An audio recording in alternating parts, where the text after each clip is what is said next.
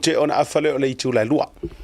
E se fa bonga o le tatu proklame o le sports talanoa i le tautua le Blue Wave TV. Le fia fa lo atu matou mafuta ia mato au va ai masania. Le fionga le fascina le fionga tole afo ale tele ayo luputea. Tamo le manu Samoa. Tamo tua yo le au le kopi le fionga malosi le kopi mota. Ia matou fatisfoi ia ma fata ma le matou sports talanoa. Ia le fionga ya umua do o vaenga senta longo ale manu Samoa. Ia e mesele fionga i le lipule o le fo ua fai mafatu la fale lungo le matou proklame ia mona la e fo i le nei vaenga o le awa uli po le afiafi fa malo le folau malo le bale ia fataru fatori i a fio mai mtelo mai lungo le tatou proklame le fionga te le foa ia fataru fatu tatou lolongi ia mesele fa fonga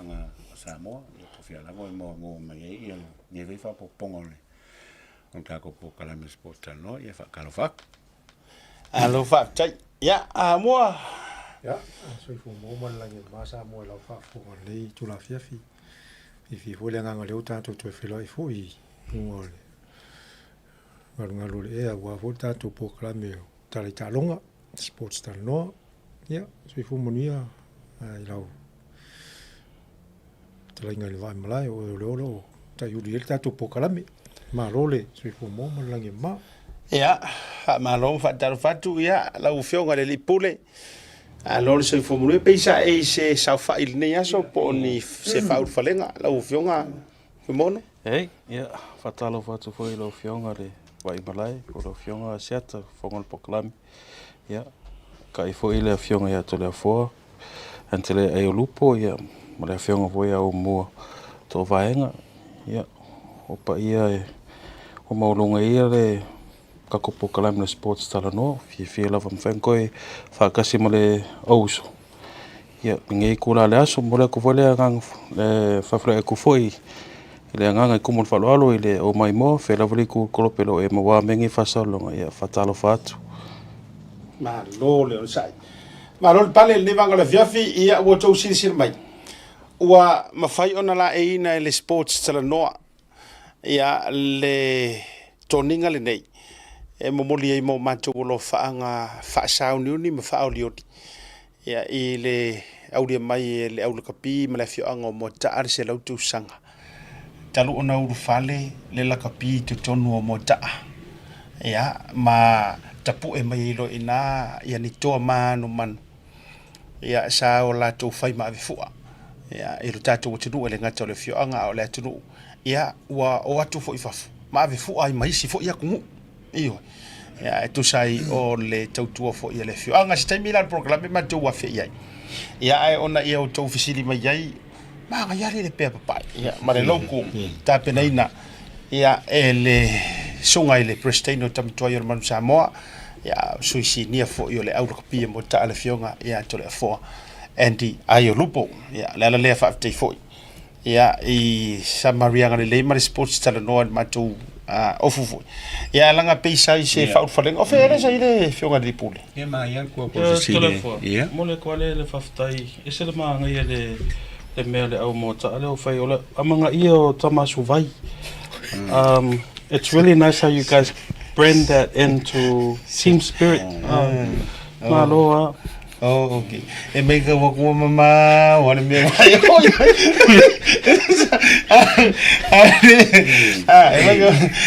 vai le so vai e kasi ala vai sam saki ne so ngala fo mo fo le fia e fo linga mai fo ile pisa ku o fisa ku ko ile kam wana kamera le nga ya pisa ku ko ile fo ngol pu le fo le fo fai me fia vai e so ngol le ya mo ngile la afkas fa fo mo sa mo mo mai tau lo lui kau loa lui foi Samoa ma la koma o ma le fia nga foi mal kala po mota malo ko o lo ia kulanga vai asi ko o stadium mala ngati e falai mai a fole rufu rua falai mai sau e pero le ko marmalo e un mono mano si ori manse si orkimu ai un oro mo le ngar kamano ili skamai kana sa paki ai fo ia di fa me fam kalanga ngai le ero e la famisión ni alwe fitna Pengi sa wa ya ma iyo man samo ya la ngai e mana tu fenga ta na fa te tonu si tanga ta na or fa se mana tu ma fu ngane u fa ngo ni company o le blue wave ona olan o le tali ni sa o sunga fu mono o fa se ngalu ngalu mona la nga so a tu si tu na fa sa mi ala na men ya molo sil fiango ngolo le falolo le la fionga vai malai ya le ko ka ngai me samo yo le ya mo me to te ya styles ya le vai la ya man ko la ko nga skate fi fi au surf ya nga aku fi au surf fa talan mal mai mo tau ta longa awa a sueta to ya fi ai fo yo fa sa along ka longa le fa se ka longa sa ai Polynesians mo kara ngor ka mano ya fo mo si ole mo no ke mai ni no ka ele ya me nga mam la me sa mo ya wasi fo ya le no la kapi mam la mai mangengo ele na te wa se foi dele fa dalo fa toila ya te to dungo ta po ala fasili le ka fo ya ku to le fo pero fasili le sunga ya mo ai tu langa le bo ye nei e lan tau tu ai e maftanga ma meo so fo marlon fa maka anga le ai le la kapi o le ase nga luenga e ke sila o le ku e makangi o lo ko mano ya au mo ma ya ko sa o le si mo fa sanga ya au sau sila wa mantu pe o ete e lo piko se va i la tau e kamaro pule ike e le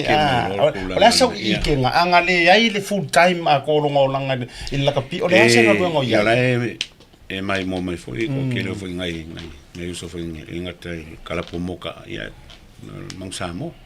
ke me mo ka lo male maluso foi a mo po to na kai me po a mo foi anga va pele le kapi e fo mai maka sai foi ol kangaka sa mo mal fa fo anga po fiala ol kankangi o mo me o ko le mo man kaka alo po mo ka po sa mo o mo a vai e maka o mo o le ulu e ku ia maka o fa pengi ke fo la e me lo e mo mako ke mingi e me lo e mo le lo ka ko io e aki fo i ka upi fa super power ya pe la o fisili o le menga anga va pela e la kapi me e fo mai maka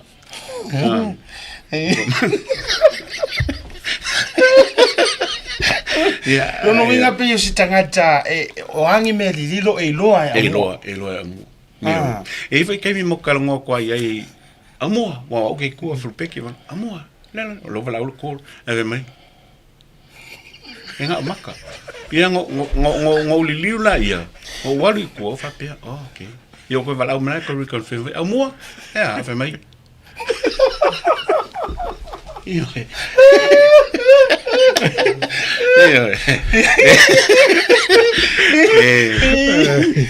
ya sei mo pera walanga e te tawana batula va no e te tali foi tau la e se fa mo ngia so o sa ngo wa si o masanya ya fofongo ko ra fo o nga le directing o minga me nu i ko ara o masangi le o kari ko le fo la le si ai ora fora e te o si le fia wa le ke e se fia o mo fo yanga ku mama ingele ri ale ora fesili de to fa ya e ti fa e ke kali foi la le fionga ya telefo anga le foi la kapi pe walu mai ro ku te kai mi o le ase nga luenga ke si la fia o se nga luenga pe ngai o le e masta ko le for ke mi o ngalu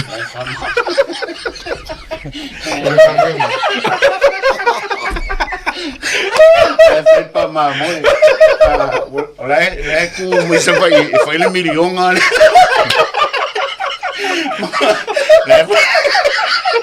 lá foi ele milhão ali com papo Allah se ko ma que le bluff mamãe Lai malanga o tama fau fau mai. pa anga fa apenga ile ile kai no to taimi a ko to ko ingo sa mo la pi Esa le ko le fo. Man ku el kala skoinga fa le faku. Le sa va yo ko di. Ya un mo va le hosto a veli. Yo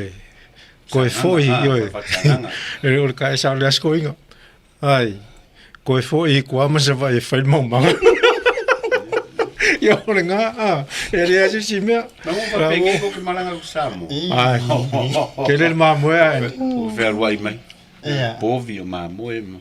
Ai fa mata o rua tai to rua ka ko karkar. Ai fa mata o rua tai to rua fo ia le te rua no fo. Pe ma ko le fo mo family ma mi skolu. Oh. One man. Ya mangu. Au peso. Ya mangu yo ko la na le mea. Dia ka ola fa atasen fo dia. Yeah. Ole ala sa rua sila ngiga ka fo mono. Missionary. Fa mata ana le fo le to inga tale ni le. Ona se nga va ki ro sila ngiga ka pe nga ile lo o se pulo le pluwe. Ya fase la ukali kula sili elua ya me ke lo ya va e mo ava pele act vole le wai leile el kaukala o kingo e po maliu fo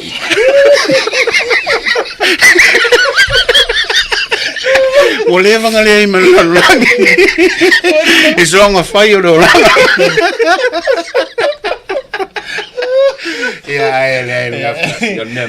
Ole te va ia tole mai mo mai ia limito le fo.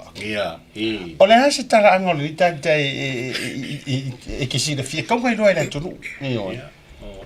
Mosi le fie fo ia walo pa fu songa ka ma. No nga va songa. Ia ke le lo penga mo mo ko inga nga ave nga so fa ni ka ma. Tenga fa malo si fa no ni nge ngofo mal subafa o a inga malu a ver nge kama ka ki on kam ka kia yo ka fo ile moi ese le makala Mas já vai devagar. menga makala sikala mu me malayala ese mangu fa pengi ia po wal kan kai fa me mali kan kai ese voi on tau ai wa ro mata ta por kala ai nga walang ole tau te fa lo ngai no se lo tau sanga mota e ma fa la ngo fa be atu e mana ia ni te mi fo i wa e kelo kama kuai e rungo por kala mi ai ele lo era como ro ke Qual mele o kakalngong ya va songa ya limi le fa fonga meluso e ka singi ka alo ya moka e ke minga ave moka ala ya mali se ave fa a koria e lisi service ngango nakalo ya va songa le ma ko ile le ya ka alo o limi na mi ya ka lolo male si ya ma ko ya also ese telefone silia ainga wa wala tu sao e te tonu o le lakapi a me se fo sa mo ia la cosa ala ngala do o mo ia ile o ku ronga yuso e pe mastala ka mo o va so o ia e o mi ama ma o mi langa mi o me fa pena ka me que vai va ver o ulo que o me fai me ai o ka ma voi le a kofo mai kofo ai e kofo ale asu ele kofo spungi voi le tanto va ia tu o le que vai a kofo ia ale faio mai suai ia por le to fai tungia o makai ka ma le ka ngakari i le awu mota ia mo o silfia ia kongia po alfi yo le pe mo le o hanko ia ma ke aku ia o so ngi lungal malai ala u ka mo ia ku kan ka ofi mai mai fa solo se par palo lo kingo la fa pe ni par ha di pi il kingo alfa yo ia le o pe ia o kan ka o alfa yo ke mi ngala ko kongu ile kala po motal val ia o le mo ko afita no mo le fit ia la mul mau ia e paulo kan ka ia makalio seven side fiku e paulo kan ka uma pu la ula yo ko sa ko pu e uma ko e uma pu la ula yo ko pu e ma ko ia al mo ka sa o le yo le le ile mana va yo mo o le te vai tu ya tai se ka ka ngoi ka ya te vai tu Michael Jones le fu te vai Junior Barrymore Apollo Perlini ya me se foi ia Matamoa Filippo Roland Coco rest in peace le sunga ya Roland to o ini vai nga foi le o ai o le ia la ofisilia kungai ete lata ya iso se me o ka penganga o training e pisa body foi le take along o fika foi le kaimio o tota pe o makamua ma le so ya ko le fo foi wai pe o mako i ku insinga ku funga pe la nga funga le le pe o ya la kama ye role ye soka ingam kulang va peng ya o le ko si fia o falong longo ko le ka o mo so ai mikila o fa pe o so le mangal mu ka ya fa ka yo le mo ko ngai o la kama endi yo la na i ma filo lo malo sipe ma filo il mala vale le po masina talwai ya malanga nai Samoa le sunga ya alfa o le sitanga talo te vai tu inisio ata ole le talia so le ro kamaro isala fa alo ro ungai mai kanga kamanga pe patitisia e pisa ka foi le alo te vai tunga ya siori e fese ka usa nganga kamaro wa pe la ka le o le duafe e la ka le le foi le ko ngai e manager mai la fiona foi aquel po fa que o foi leo moliu le sa pule el caso si eso la ya o la sa fa ya onga i ka sanga ya na ka ngai ko lenga pico luma ya ngai pescasio e o le malu a Matthew Moaria le alo foi o fa singo ya ma me lo pat ya o tangi lima o pele lui to so makuo lolo yo kmalo lia pala ya nga ya o isila ngai kua fa sol mai lolo yo ngai si uso nga asawa ya i ko ngale ya nga olo ngai ku piko yo yo i kua ko ngai fa lava au ku resa nai yo malo no fanga to ya o lisinga o ngai ka miki mai kai mo ka nga wa ya fa winga ya o ka malo ko pengi no ko pengi slay yo filo ila show to na internet Vale songa le le ya songa ku pengi ya to vaya le uso va tu fo il causanga fo le e casi el me mo ka o seven sama amalis o calcala ya mo le si fo le camisanga pia o le por se fulu o le por fico cuyas mo uma Malo fa tai ia o le tato wa tala no ai ia mai na swole le fa ina tato wall sa o lo ai le atongo se le tu sanga mo ta on tato fa si fole na ni so vai le vutu va ia tu sunga Terence Hanken le mo no fa anga mai lo kan to play ia la na te yo ina mai limit le 4 was part of the 98 mota 7's trip in New Zealand Congo to tele lava ia ila to la to o se la to sanga o ini si e mafai ono ru mana tu ina fai langi fo longa sa telefo se le sona sa ru o ina mai ai isa va dinga mota ya so mo na ba tu le ya o te masalo te lo na isi tamari fo e matu atu e ja ya o le sunga lava ya lo langi e vai ni le suafa e pe o yele le e va la talma to maftanga ia te masalo vo to telefoni si o uso foi matu e o fai langi foi fo longa e on tanga tai longa foi la to suafa mo la to tautua ile kalapu ia malenu ai me se foi sa mo to tele la to o te masalo to le fo le o si la fier to tele o tamatu ia pe o pawalo tangata le te mantua le wa tu wal maftanga le uso ya lo langkoko van le sofa misa ya pe sia una yo ya to tele vala o ya termine alo fa tai ya como foi o karangongi ya o que era ko ile valu kolo valu alcohol ia e amaka ngokal ngoi ngai faia onga sa amaka mai ia ke pela ole sunga ia polo inga imo o ia o keminga o finga luenga ko inga lipi ol mokwal le ia ko am ka ki ol coach as ko inga ia so mele kapsa kele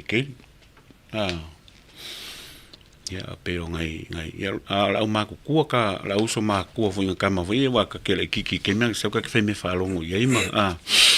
ia o susunga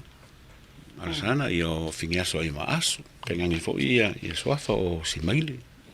simaile o pepe ia o le sunga ia mingo ia la umaliu ia ngai uso nga o mingo o nga uso ia tamasa un ia o keli sai foloi ia ko kele o finau o le mo kwa ko kele o feu singa le fa ingo ia chaki le nga pe fa solo mai ia o va atasi le wingi yo se fa tautua ta vita ia o maliu foi si uso le nga i ka vele yo o ngai kamo aisa ngai kamanga makukua ia o le sunga foi fa fenga ia el kise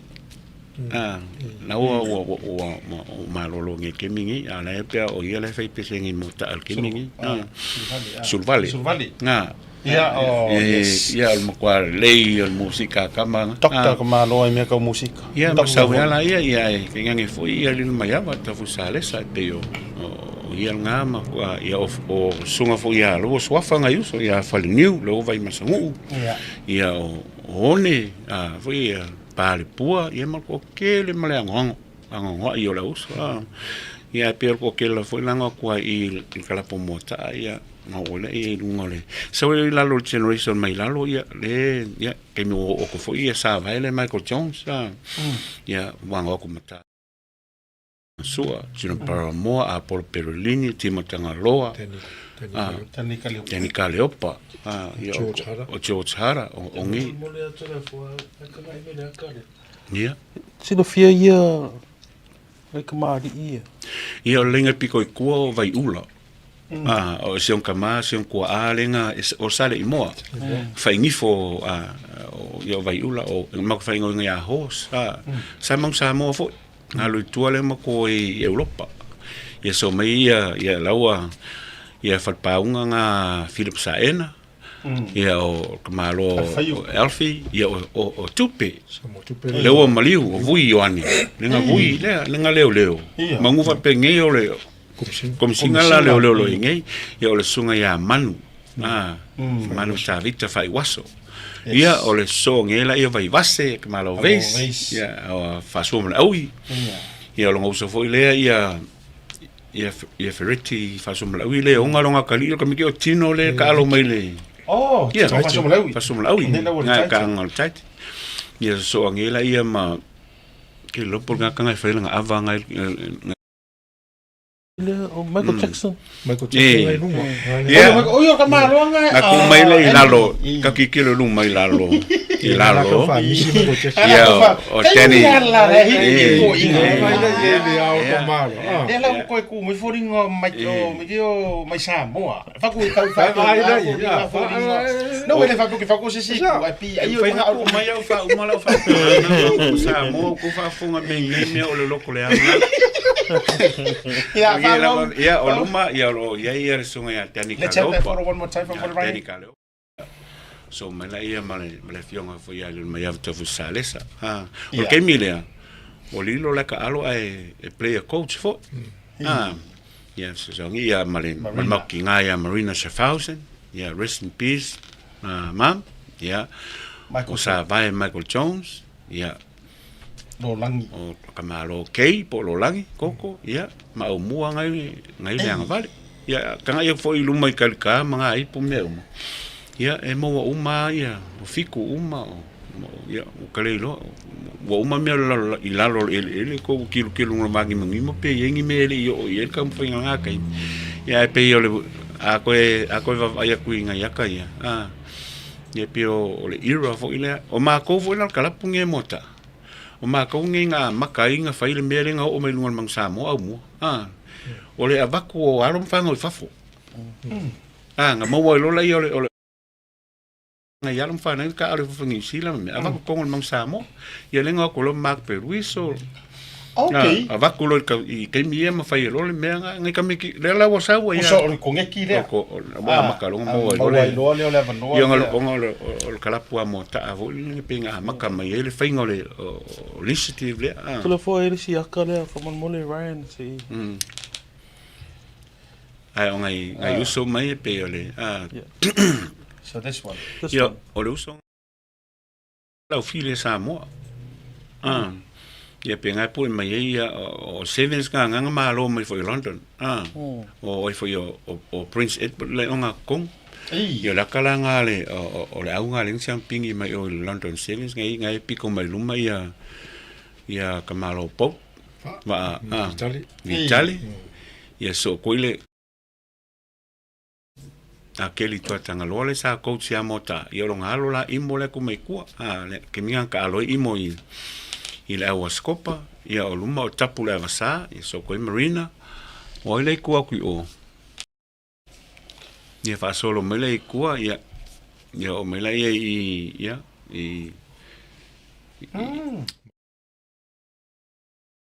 le uso fo ia Upeli o Failang oh yes ia maka miki o pena lea I lalo ka le skopa sao fa kingi nga ia ia maka malo Carol o kalolo to le fo ia mai ku piko la lo mo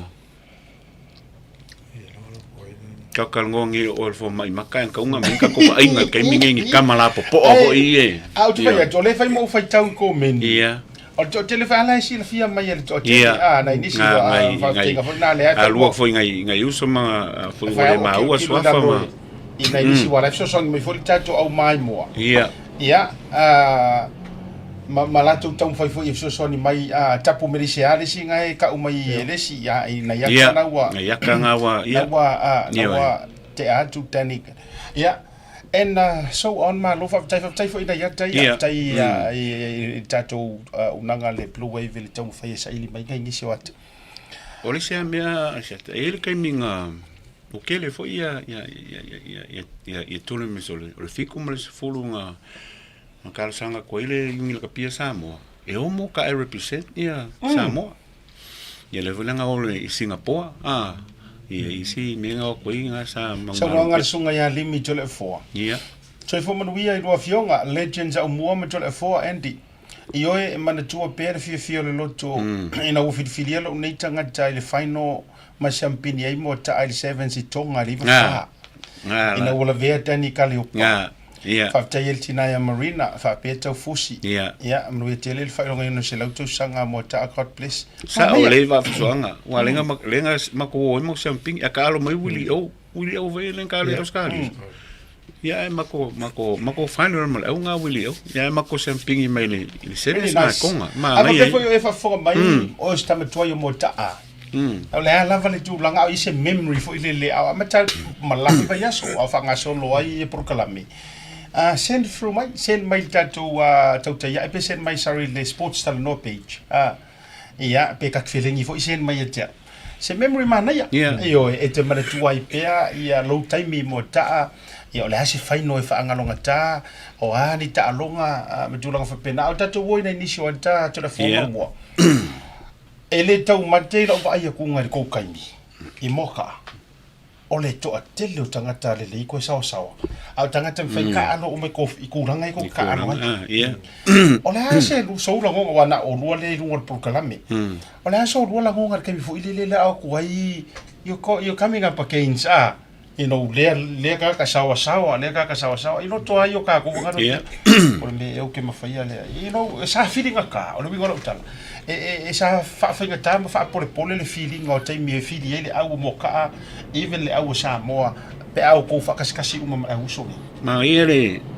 sili aset ya e ko foi lo kala ngoi ko I kala pule mo ta mo sila fia ia ngai foi sila fia mai sa mo a ko ma la langi au o malayan ko lingi ia ma ko mo ka au ka titi ai il titi ai foi le kalangi o Samo College il malai e kasi il malai ai senior A senior reserve junior open junior limit si e lima au a kasi il malai e makaukia a o nga ko kongo nga malai e va ai ma e ako la Michael ma la ko yo ngi sila ko ve ko ringi sene me e vai e ofo ale me mari ai ele ai ma se singa la ve ko kongo nga ma oi loa kama sa este ol papa ol mo ko papa ya pela kulangan me la vole silinga mai ile pesa fa fica charge feeling so wa mangoa ki ka alo ai io onga considering le matua le tulanga fo ile o la wi au makanga ye ko ke kau fau kulanga ni ol mo ko kile ya pe foi nga sila fia elenga mo ta fo ko kile ol mo fa nga mai i ku ingu i ku mo sa faka fale alini sole lifo anga i o ile ainga kai sau i ale paka sau i anga ma ko kele au salu faka ia pionga olo ia sau i solo e ka mikinga saito o banana ia o mai vola i lauli all mau lauli ai va fonga mai ka miki o ai foi o le lo fai ngi ia kala pua a lauli ngi Kaipe oi foi. Sili spia. Oi ia. Alo simpa. Ia kamalo simpa. Ia malko kele. Ia faso solo malengo umala ia pela le. Olme ko fainka. E umanga la mon mo omu. Ia makolia foi mo ka sau i mangengele engela. E umanga kolia ko kulia ka me fa e ka fai wa mo ko fainga ka pikingola. Ana so ngalo o sa yingi kulanga foi le ke la ku training no ngala utala on a competition within you know if amaka ke lu kulinga ki shua o ya o kulanga le ke mo wa por mela la kula suye lo langi la kula suye ai you know what's a feeling there ke mio o ko va inga ia kulo ko ke karo ama Maria yo facility o facility sa facility me foi ta si fo sa mo mat fingare tulanga yo me yo apenganga ya pela ke ko fikula al maris you are nothing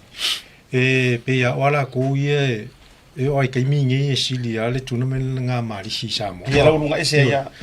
ai le la wo fili o le ke mila le wa le ka ke ngofo ko ke ya e vala o me vola el marina ka penga sa ngi ka mo la so to sa le ya o le makwa kele o kamaka alo ai me se vo tupulanga la itele ele ya ola ia lo ka pinga kusa o fika le vela samo ele kusa mar sama ye e mo ka vela samo sa lo ka me ke alo e fa ko le ngos fulua por kasianga le lu o ke fuanga ile ya sala so fainga langa ke fa ya o lo kusamo la e ngofianga o lo puvola le lo ka fa mo fa pe ko ka le la ka le Ito is guarantee le ai masingame ia o ka kapinga penga le la kaika ka kera ku samo la foi ka me ki la foi o le tulanga na le o ka o se ka o ya me ton wala le ke ka o so ke ka ko kala e ku mai do ka pe ofer ka la ka mo ka la pupo le au samo ka ke no ku le sau langa foi o foi so ka no foi au e le o le foi ke pelo lo i safle ma o penga ka ma no sia lo ko ni pa wal mena ke ma fo ko inga saule li sia la usa mo pega ke e por kala po mo ka arela e ka rula ala wo ka penga ri ka kile so nganu fa ka malo ka kile lo ko fa pe ko ka ngi ka ma fa ka vari ko mi kile sa mo por kala pule mo ka e mo ke ko ka ya o levon ki polo me ka mi yo e o voi al kai mi e ser kale ni al kelo komiki o le pe ka bo ke la oficina ele ise quale ai a ora ko ele ai so fa mo fa pe o ma le ia ka lu e ke fina wa la nga foi o kai fo la nga ala vive foi la mato poi foi ke la ve ele so ko poli pola nga ko le ia le le apply na mo e komiki ni ma nga ku kusa o ma ai pe ole au e fa fainga kala vana e fole ya mato ya mota ai kaimio tu pe ole au le kala pula maris o pe o mau foi la maris le pe apla le fole o kolo komiki ata o te fsili le wa e fa fsili a siata ole e inga uso kai pe o sunga ya alcana alcana le pepe ka singa full peki ya sola ma yo kakalo choki half back o le makua ile lei ole ninga piki foi ni ile okele ola fsili fi avatu mo lo uso ai fsili sunga ya nae fai foi monona ola fsili ole ako ka arfa ka singa i da like so brandly ma pe kusa o ko uso kai mina le usa o ka alo lang kalap pinga gro o ko mo ka brandly o malisi e wo mentioninga ia murianga ai lai mangisia ole ale la ngonga kai mi pe ngin ko fitawi le la wa ese ko ko le mausa mo fa ka sia wo ka alo kwar ka ia ilanga ngu malonga malana yuni ole ase la ngona fo ile okay he's the best I'm the best ole aku fo kanga ya ko ole va inga se kai mi ale fa ko mi linga on ko fitawinga ile pu ele teko ma physicality fo ile o hangi dua ka penga nga fa penga nga kai e ka mo kula o ia wala ko ka mo ngi i lo le ma pe sia ia o temi wo ko nga ai e mo li mau mai sa mo ia ma mo fo mi ka ko i lo ka pinga i mo ki yes e fa longo la ka lo malisi ma mo ka apo vaiala malisi kala suala o pia vai moso ora ia mo kwai tum ia e pelo sili foi kulanga me foi ia e wo ai fa fo ke mi a o lo ke mi e fa ma ai al me ka o kai ia e ka lo mo kwai pinga ia malo ke ka lo o ia i le mele pi lo fa ia lau kala ia e o le manga ia ho ia o kulanga ia wa me ai le va pe ke i le pu ia so fa me ai le ulu al kala o ia ko ke la ka le ulu ko kongo uma me ola wo mai anga e uma ngai pomunga i kongo ai mai va fo esel ma fangal mafuka kulanga me ai ole spirit o kalonga when you kongo ia o me anu nga malo me fa penga at the same time e create a full fellowship i ko kongo wa pio o ngeme o kalonga pe ki fa sa mo me nga fai fu le e fa masangi ia kupulanga foi ma manga o ngu aso me fa penga ia mo wako ia ko falo ainga mo mai aka ko lua ia sa ole nga me ko la pi wa la uia le kala nga fai la fa nga o ko tinga moka ole aka ko wa le ma ai mo peng e ka ko wa fai la ole ia ole e fai la fa ka inga olia ia pala ia nga foi le ni so fa lo lua ia li lava ka fingaru o sa step ali kamakau anga vale al ja tar mo sa le seven mo aria na lu ya Hong Kong alu ya Hong Kong kamalo ka o kia e pona li mala pe o ngai fam kalanga foi ko foi sa nga o kolin mo na so ya ka pinga ngale la ka ano mana ka masa ru mau sa moa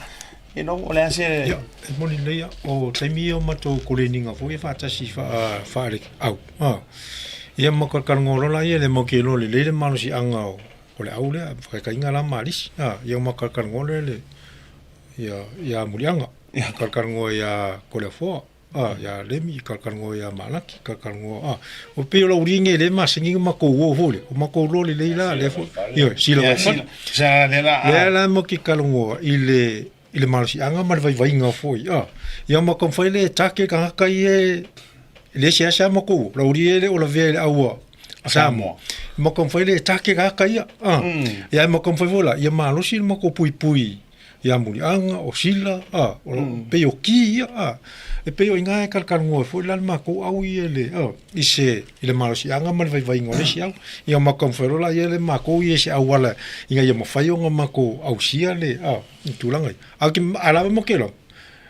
ele la foi fa pela foi ka penga ngo foi ya ngakin e sa le ya ko la fo e ma ko aku ai ko ma ko ma sangi fa o mo kalo ko pingia ako ke o mo ni ka mo le e ka sana ma oligo ma final mo ka ma ko final Malaysia le Ecofiko e la pia pak ia o le kimu palpala a o pula ise footing la fali a o nga keminga pu lo o kalango pe fa me o maku ia o pala mala ko ma ak ma tapu le avasa mala ko nga au mari ol ia lu lo na kalonga e na kemingo sau au o como male ko kongu a tapu milisia vai foi sua folu e ku yo ka fai o kango kama o kango ngai tapu kusala o kango fa pasia o fa pekango kulima pe vai le va ke manga kua vangi foi le palau vale a prai ale senga ia skamo tap ala va pasia ni ole wingo kala mari o ko kala ngoi ole mari nga ke ya tapu fora la ko kemio lo sao e aí vai eu os escola não vai fazer com que tapu la família ko inga ma família passia ngi foi singa haf to ni mo mino apo e mai mo la kunganga me ela ko wa quarme Icaro Marcinha vai mas ele sei ya la mala uso el mari foi o nome foi bom. Ia, o ke loa le fisilmul muli la lea kokule o le malolonga. Le la waa kore se la kausanga wa le la akua. What is something that you can take from the 100 years? What's a milestone mo ko lo ko achieving? Ia, nga mau kusangwanga sa whapea nga kokolengi le TTC. TTI. Me le Polytech. Le kua ke mingi. Anga ue le malai mo ka ai kai i le ai. Na ue fu le clubhouse. Ia. Okay, lo vol kele o le o kamaka alo mong Samoa, mais foi kamaka alo worldwide. That's fun moka. But what's another milestone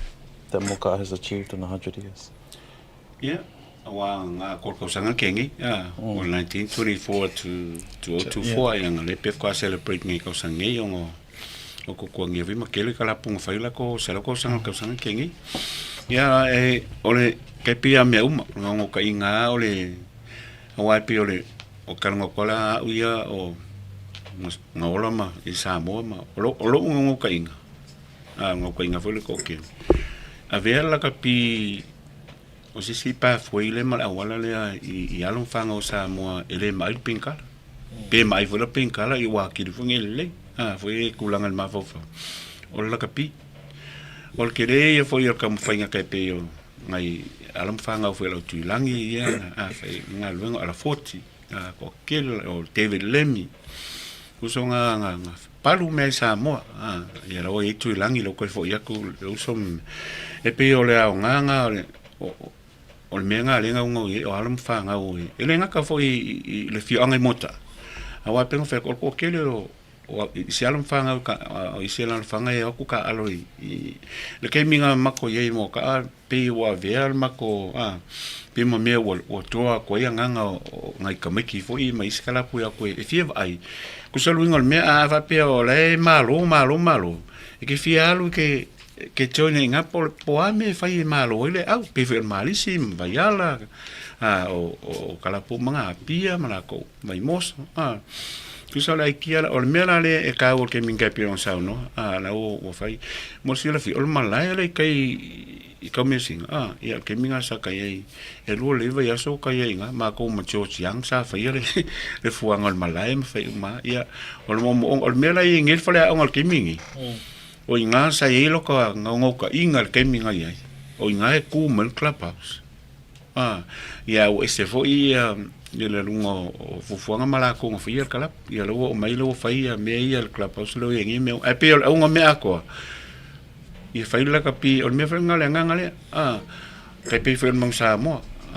is a stepping stone for le mo me mo con kala ke me mo awal a inga male wa professional claro so le o me la ngale fie manga ko kapui ia lo fanga foi o le fionga ma ko mo ka ma mai foi lo faia ko ka alo ia kam faia ko fai le development wai maka mai ka pe me le ka kal ngoi la lo ya onga ko langa me fa penga kinge ko elu Maro fa chai cha maro longa foi mai fa wo cha tu pokla me sports stand ron nevanga fefi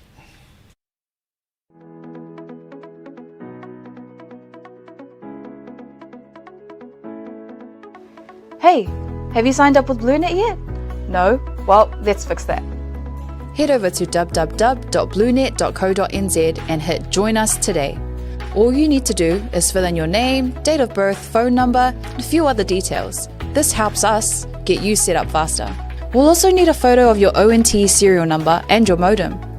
Not sure what an ONT is? Don't worry, this is what it looks like, and every house with internet has one. And make sure you have a valid ID and a utility bill or government letter to confirm your address. When you join BlueNet, you're not just getting fast, stable internet.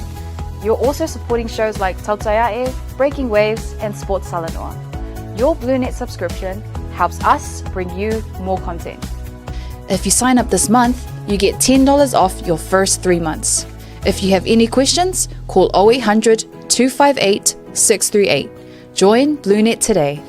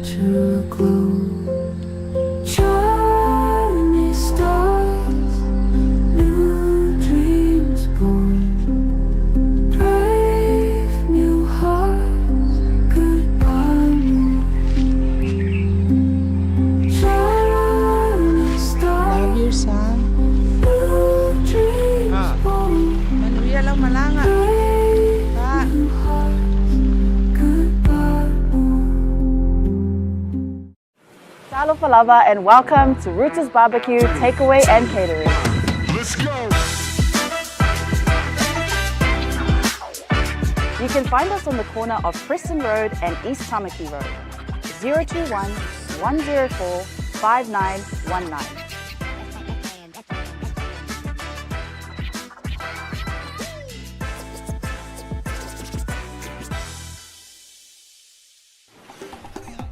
So for manuia malangi ma, o lo ingo o matai a leota sinau mea tau whao, o ua lawyer Samoa I nail mato officer o le WT Compensation Lawyers, mātou te fisoswani tangata wa whaina mai ta avale, whalewhenga luenga na superannuation claims. O le manulau ti o le mātou au nanga ina ia avele mātou officer e whai ma fisoswani I tangata uma o le Pasifika. Aisea, awa e tā ua le mātou ofisa, tangata o le Pasifika. A whai o se tangata e mana o mia se fisoswani, wala au mai tato ofisa nei Crispeni Australia el o fitu, tolu iwa lua wha iwa lima wha. Frei, o se au nanga vave, to e whātua tuaina. A wale la foina o la container, po o so se wha muhodi e wa inga I Samoa. Whafsota iwa au I o iwa, tolu iwa tasi, lima iwa, tolu tasi. Po le ovaru se lau, fitu iwa lima, tolu fitu waru. Le quick free, au nanga vave, to e wha maria lotu.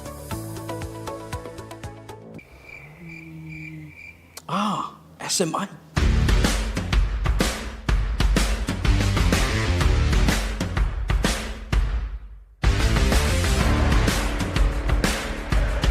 Fia whaafole na nolo mota, a fio mai loa le SMI Hardware I funga lei.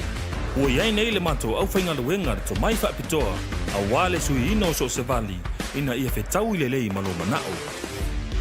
O mato vali, o lo awina mai atu numa mau, ma ua mauti noa le ananga tā, ma e umi foi o na au le iai lo maota.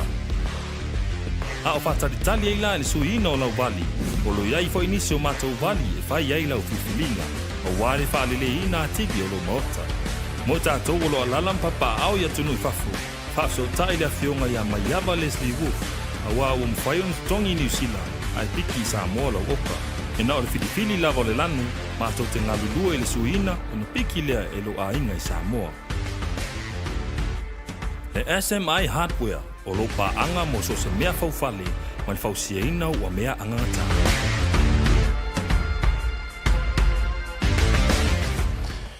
Temero wati rea usfumar fitu minuto je nei le July joru afar joru mai al cha to program sports channel noa ya afai fu etele sama tu tala ya mota ia ona o le sao fo'i o le auso nei tulou o la suafa i luga o le tatou pulukalame o le sports talanoa ia e telea ia la le tatou airtime me mafai ona fa'alu ia i tulaga fo'i o fa'atapena e iai vaega taua mo le tausilafia ona initial upcoming fundraising ale lakapi a se fo'i o le uni al kalapo mo ta ia e fonga i lo tope mo to mamalu staimi fai o le tatou pulukalame ai sika ko kuia lenga ir ka longa makaukia le ka ilo for fakar kalinga o marisi moka pe tu sa male ta penanga o le talonga le la sa nei le blues male mona pacifica alo ka va va ya ku andi mato tu lo so o ko va ya pa fa monia fu mono o le tu o tai kama le kama foi le o lo waru lunga mo malolo ai ono mau ai se ua i taimi mo le mona pacifica i lunga il playoff sem fai na fa so ma mesi confirmations vangale anai ia atamana tua toto le ole fish toto wole fish results mele super rugby o to na ia tu mo le Ryan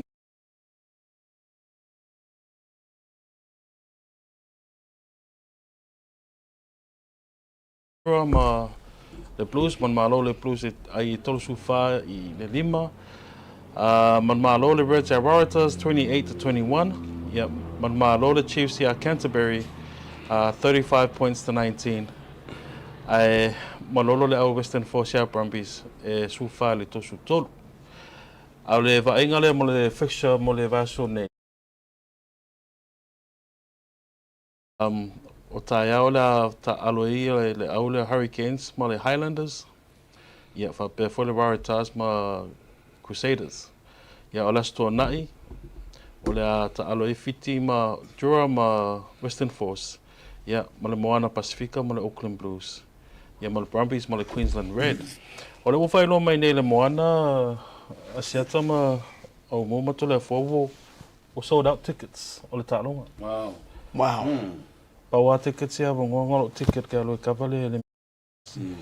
but it's a full-out game, and it's a very important game for Moana Pacifica and Auckland Blues. Ole suenga le kulang au. And I think ole pa umangu fole walua. Ia, ole tulanga. Now, ma whaftai ole usi fia le whai unga sa ita longa mi se fo le upcoming games. Ai pe ole ta longa ia le wa mo tatou uma ia. Jero ele ase Pacifica ma Samoa. Ele o nau ma muri tai i le tau mawhainga Moana Pacifica. O le talonga la le la tatu titilo nei o le talonga na. Le o mawhaftai so lau tulono winga ma kaukia. O le ta alo le Malaya le Moana Pacifica. Ua mai ana ta alo le tausanga le nei ele Imanuia le Moana Pacifica. Ai a fua tu i ta alonga le Moana Pacifica ma la tu comeback se ia i ta alonga i au marlosi. Ona yailo se fisili au mua ma tole foa mis foi anai ole se malo si anga la tata no se vai ngai ono manu malo ele Moana Pacifica ile la ta longa lona luole ia ke ia ka ke ia le technical nga me o mai kulanga te fa kingo le ka longa la wo ia uma la vea fa longo ma kam ka au kalngo ko ia o le malai ke pe fi manu pe fi home game ia lisi mea o fans fo ia al Moana la wo yengi ngui o kalm kauki kal kong fo la wala ko lo ka longa ngi o la ko fa fikai ku le fans le ko lang lo so la ya ke ula ia o ke rol me ngai motivate la ko ai kam fa ia lo o man mo lunga le awang ko me mo la ko kinga nga mai le me lo o ye so e malol mon amo ya ole nga puna tas ole ya mo ne ya lo to mon ta lo le ta mo le plus ole tu langa vo ya awang e ka alol mon ile ka alol manga ole plus avelum kam fa ya awang i umikele a fa nga mi ko le la ko wa Maria sa fo la ko wingi ko le ia la ko backline la woye a misian mal no se ka ko mit fiole woye ya kamale o to alam la lo milo pe la i o la unga ia ka ko unga i ka o ke ia ka to ka ki mo ia mo se mo e mang malo le mon ia ele va pe vo la vo e ke le vo ya lo fa o sa mo fo mai le au la ka ko au kilan ia no ta inga to te le wi ni ia sa wa kule e ka ko mo na ile ka lo ngale mo le plus malo fa tai anai o le la sa uni fo i fa yo e masu yo le e te mo sia va no al fu tu ai o le a se vaenga wa o e le si tangata pe o tou ia tu te pulu a fa solo ato ele ya o kilani ale la e alu na so longon ta longa le pe kolua vaenga fonga le kolua the position se ke ba ai nga e o le Artie Savea versus Hoskins, Julian Savea versus Rico Ioane ia o le fa ko fa longo ko fo e me nga le la mona pe la start ia Melanie, I might be wrong. Melanie Matavama, Finley Christie. So I'll be looking forward to see the battle of those positions. Another one for one of the players will be Solomon Alec Malo. In previous matches, so I'm looking forward to that. But okay, lo mo ko Malo le mona. Malo fa tai. Ai sa nga Tamalo Savea sa fai ilana press release conference le sa fai no malo mai le mo na talo ngalen tene sa i talo no ai mo na fa fitai le tulanga olanda talo ile mo na ese mai le taimi o le Hurricanes sa ka pe foi le fa mai sa talo lu ngoka on mele wa mai he's free fai peila o vai nga ngo vai la sko foi le ngaro wa pe yo so short kit ka malo fo ile fai shua ia which is ole long ability nga sa ka fi mangongo kia mua ia ayo ngo coaches sa ia fo e pe o vanga nga sa ngo technical style fo ngali engal pa wale o va nga kava a we ki so ngo ai pe he's like a free bird fo ile le mai o wa yes effect on ko nga va nga ele talonga ma ono to success ele talonga le ma plus ia ka kongo o mo fuinga ka pena falo ya ke wa ia la vai a un ka fio fiel fleanga a fa ka o le la mai nge fo le plus ku i mai lu ka kong mai la mo ko i mai fo ya ku i mai a o ka ko la eu fui escalam ngala ko polo kong huk ave le kwa fa sa vilu me ia e foi le que me con ko ka ko na foi la palsi mai e carry ko e como fai e fa ka mo yo o la vianga ai il me ka mo fai male il mo Moni le ya o le tulanga tauna makwa imano sin le ka ko charge 5 masiala escalam e mal line out ya mo ka ko polo line out inga ia mo fai un fa ki ngoila me le mo isa fe o ko inga ko pisa le ia ko le fo au wangi umbinga a ver por lu fai ya va venga fa nga ku pe vo la ke mina ne le wa ma ka nga vai le plus ho au ke longa langa bo ma sangia le plus la ko ka lo ai e va ko nga ia mo ko ka penga le ka ko tai fai fo pe lu ma na vane ne ki o ka lo malo fa tai ia ona o tatu taimi tau tele to fasifo a mese fo o tatu fainga malanga e wa tau tele no la malanga i America fo i matulanga fa pena la Silvia Mel Totele America ia e ile manto wa fofuanga ile amatanga uni o le fofuanga company le Blue TV e tonu por clamene sports tele no breaking waves ma tau te yai yeah this is your best chance I'll have no for the mo tatu fans i America e tau te militi noi ma fionga nei legends o le talonga le ngata se lau tau sanga mota ia o mar se lau tau sanga mo le yungia Samoa ia antele a yo lupo ia wasila fia ai o la toi ngoa fa manu Samoa tu lou ia swafa wa tau veina ia ma pa io ainga ia ma to o vaenga tu lou fo swafa ia ma wa se vano ai fia mo se vano e te militi noi fa talo fa pu se ata wa uma tulanga fa pena male ma tau te e tau no watu le atoanga le malanga ele aso lua se fulu o uni e tau no watu le vaenga mua o le malanga ia ana o le mauti tala noa fa sports tala noa no winga lai atu tino sports tala noa mai le aso lua se fulu uni se pa ia le aso lua se fulu o July e nai California I Washington,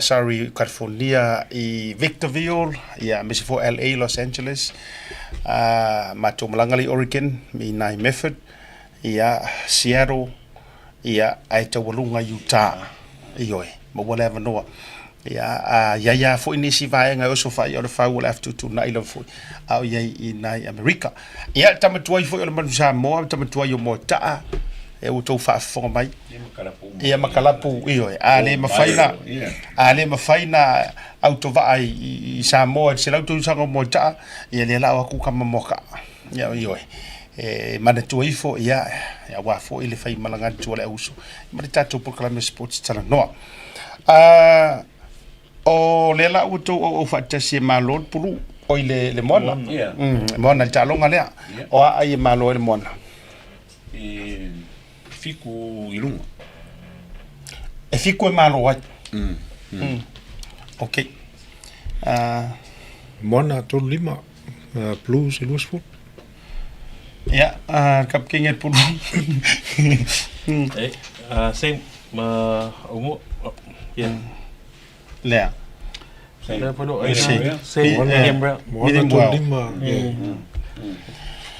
Manu malo le mona. Luas furu sufitu. Mona. Luas sufitu. Amaru lua tu le pulu le siso matou ya langa ole enana lango le mona. Langa ile yo oasi moanga ngai kau vanga o ngisu nga semping. Ale koe fia fasa o le starting Jonathan Tomatini tai au. Mana ya? O game plan anu ngai at wait. Anu afaya o lai malo wait. Anu ya game plan. Ngai ya la korka ko mengi so miki. Ang ale ya kwa rush hour kan mi ko. Ale pula mai lang. Kamanga ko me runga le. Ya kwa ai lo kamanga.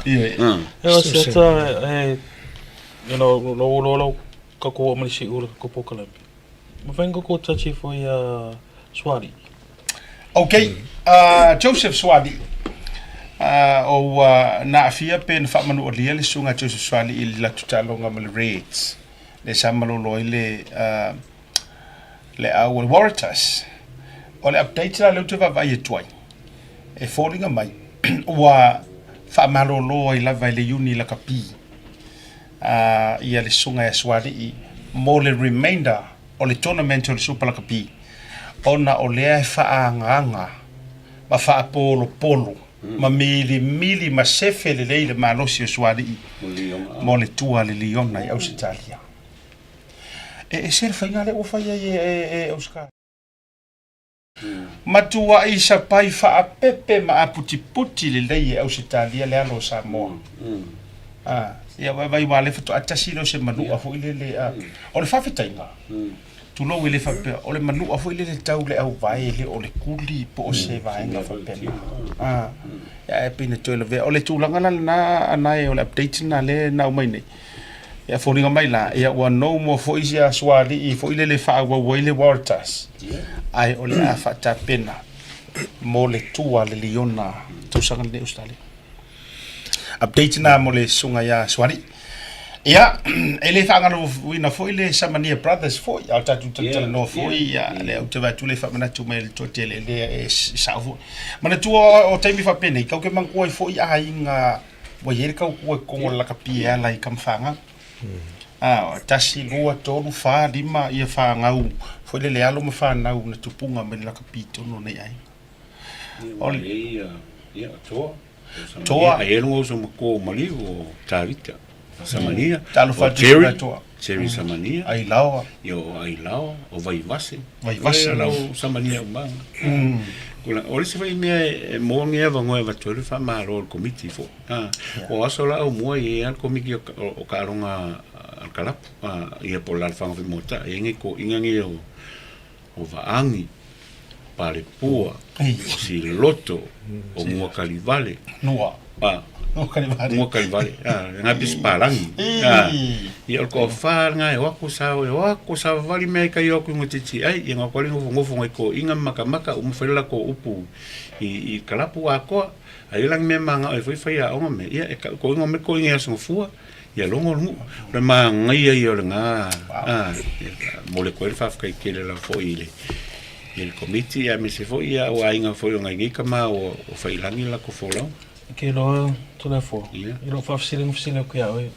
Like what has Mota achieved in 100 years? Ali si alo le mo ka ro ma fo le au le mo na Pacifica. Ya fionga ya la auli Michael Jones. Sa vai. Sa le. Te le. Kasi nga milestone ke le. Ya ma Silvia foi ya wa ya lo o ma ku le Hall of Fame le ale Pacifica Rock. Ya tasile na vai. Wa le fa na pale inga ma intakte ko le Hall of Fame. Ya o me o le van ka nga fa ya fa ka le ko le pori ya. Ma o vai nga foi sa la tu fa vaina. Ya wa mo Silvia foi o kwa o kinga o sa vai ya o maina o le o Mota. Ya o kamao o sa vai ya lenga faya o ngai ka vele ya sola o Jones ya o Walsh ya ale o kwa o sa vai Michael o faya o ngala nga teach e mo kwa le ya la kama me vinga ya kama ya foi le ya le foi alo manga yo o soma ko fa fi fo ma lo fa te o mo ta to programa wa fa le tonu ya ona i foi ni so programa a matel ta le fa e bo ngalo ele tau sala online. O ngalo yes, o le so tau. Tai o fai. Tai o le tau sala online a le kalapu la kapie mo ta. A o ngalo a fa fo mai wo ma pa anga. Ya mo ta o sala lau lang. Soli ma fioi. Tama a fa na o le fianga mo ta. Ya tau tu na fa mo la so tau. Tau sala online. Ya la fo sa se leni fa ali lo vale alofa fa maulo.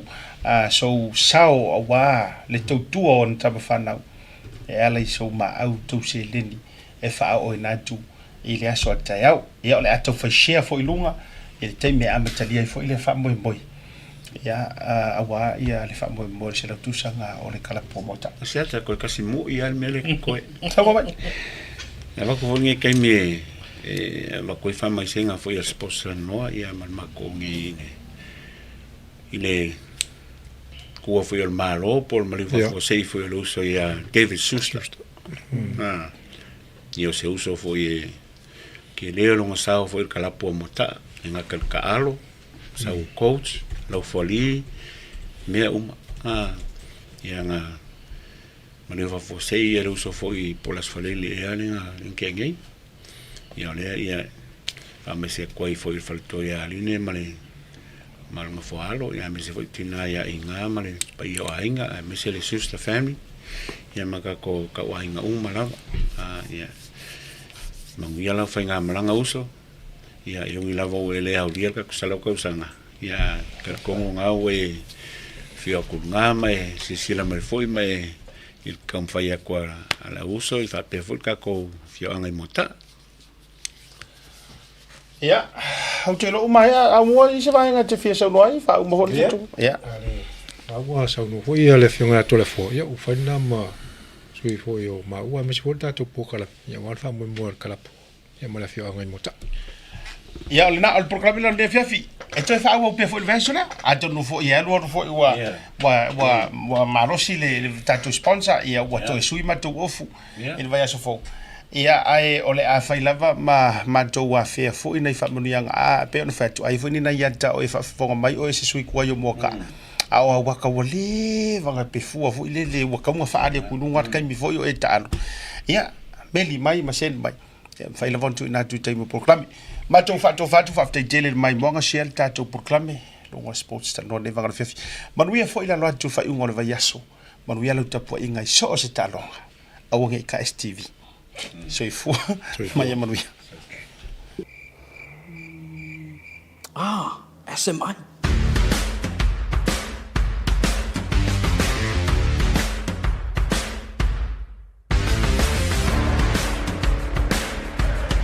Fia whaafole na no lo mota a fio mai lole SMI Hardware funga le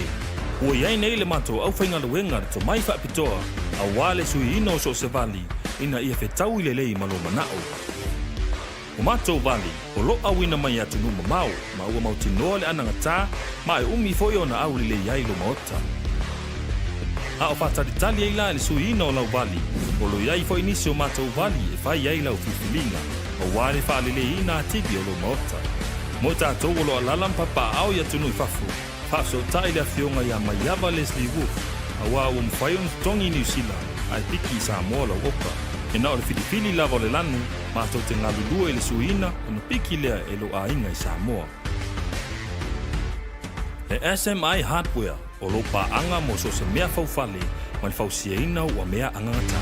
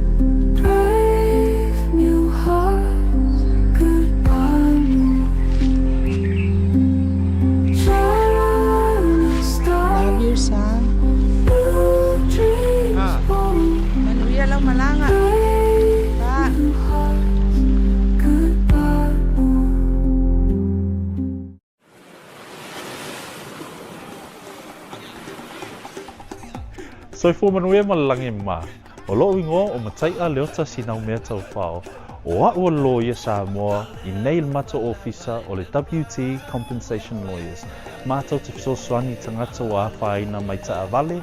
whale whenga luenga na superannuation claims. O le manulauti o le mātou au-aunanga ina ia avele mātou ofisa e whai ma fesoasoani I tangata uma o le Pasifika. ICR, a wā e tā ua le mātou ofisa, tangata o le Pasifika. A whai o e se tangata e mana o mia se fisoswani, wala au mai tato ofisa nei Crispeni Australia le o fitu, tolu iwa lua wha iwa lima wha. Talofa lava and welcome to Rooters Barbecue Takeaway and Catering. Let's go!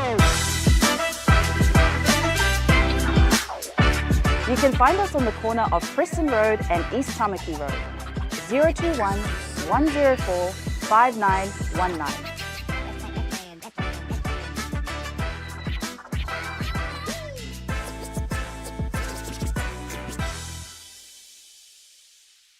You're not just getting fast, stable internet. You're also supporting shows like Tautaiae, Breaking Waves, and Sports Salanoa. Your BlueNet subscription helps us bring you more content. If you sign up this month, you get $10 off your first 3 months. If you have any questions, call 0800 258 638. Join BlueNet today.